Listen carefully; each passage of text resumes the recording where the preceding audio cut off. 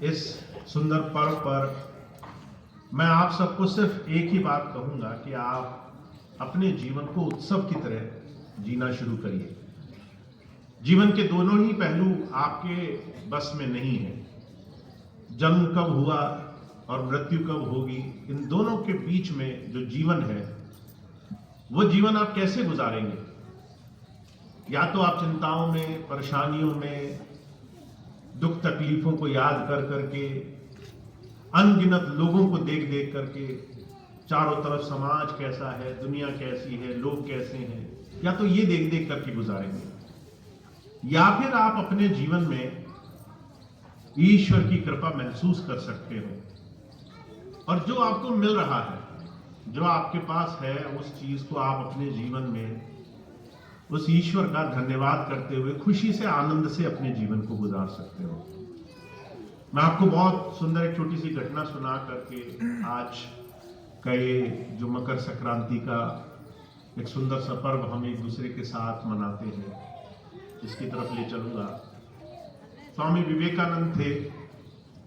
स्वामी विवेकानंद बहुत विद्वान, पढ़े लिखे व्यक्ति, कलकत्ता के रहने वाले, और आर्थिक रूप से बहुत मजबूत नहीं थे। पैसा नहीं था, बहुत ज्यादा तंगी बहुत थी। बहुत उनकी माता जी परेशान, उन्होंने किसी तरह से पैसा जोड़ करके माता के घर लेने के लिए उन्होंने कोशिश की कि एक घर बन जाए। जब उन्होंने सौदा किया घर का, तो जो लोग जिन्होंने सौदा किया उन्होंने धोखा दे दिया। स्वामी विवेकानंद जी की लेखनी में ये घटना मिलती है। जब आप उनकी पुस्तक पढ़ेंगे तो उन्होंने खुद अपनी ये आप बीती सुनाई है, जिनको हम कहते हैं उन्होंने दुनिया को, धर्म का, सारी दुनिया को आध्यात्म का, भारत की संस्कृति का ज्ञान कराया। अपने ही देशवासियों ने उन्हें ठग लिया। बहुत परेशान, बहुत दुखी इस बात से रहते थे कि माता को कैसे थोड़ा सा सुख दे दें। कभी रोटी नहीं थी तो बाहर भूखे रहकर गुजारा करते थे। माँ खाना खा ले इसलिए वापस आते बड़े खुशी से कि मैंने खा लिया, आज किसी ने न्योता दे दिया। ऐसे झूठ बोल करके कि घर में किसी को संकट का पता न चले। ऐसे में उनके गुरु थे रामकृष्ण परमहंस। वो काली के उपासक थे। उन्होंने कहा कि तुम इतनी तकलीफ में हो तो माता से क्यों नहीं मांग लेते? काली माता तो सबको दे सकती है, ईश्वर तो सबको दे सकता है, तुम उससे क्यों नहीं मांग लेते? और उनको कहा कि तुम जाओ काली के पास और मांगो। और जब कहा, स्वामी विवेकानंद गए तो जो है वो आंखें बंद करके वहां घंटों बैठे रहे। और जब वापस आए तो सिर्फ खुशी के, आनंद के अनुभव थे उनके चेहरे पर। रामकृष्ण परमहंस ने पूछा, मांगा माता से? तो उन्होंने कहा कि क्या मांगना था मैं तो भूल ही गया।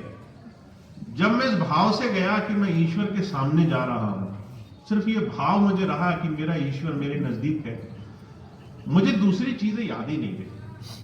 मैं बस इस खुशी में कि मेरे जीवन में क्या क्या अच्छा हुआ, मैं यही याद करता रह गया और धन्यवाद करता रह गया। मेरे से शिकायत निकली नहीं कि मेरे पास पैसा नहीं है, मैं आर्थिक रूप से कमजोर हूं, मेरे पास ये तकलीफ है, वो तकलीफ है, मैं बोल नहीं पाया। 3 बार रामकृष्ण परमहंस ने भेजा और तीनों बार यही हुआ।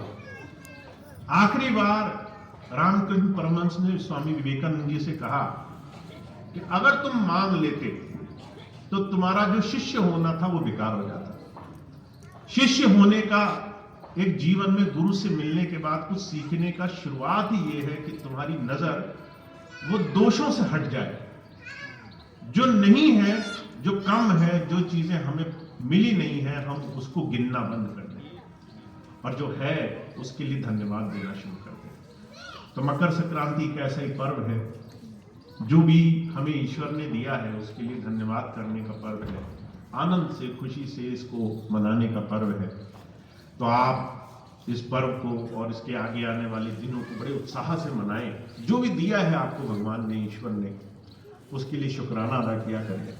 बहुत कुछ ऐसा होगा जो नहीं मिला होगा, पर उसकी चिंता किए बगैर जो मिला है उसका धन्यवाद देते हुए आप अपना समय उत्सव की तरह गुजारें।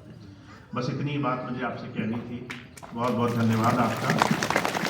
अभी प्रार्थना होगी, उसके बाद आज का कार्यक्रम आगे चलेगा। अशोक भी आ जाए, एक प्रार्थना करने में सहयोग करें।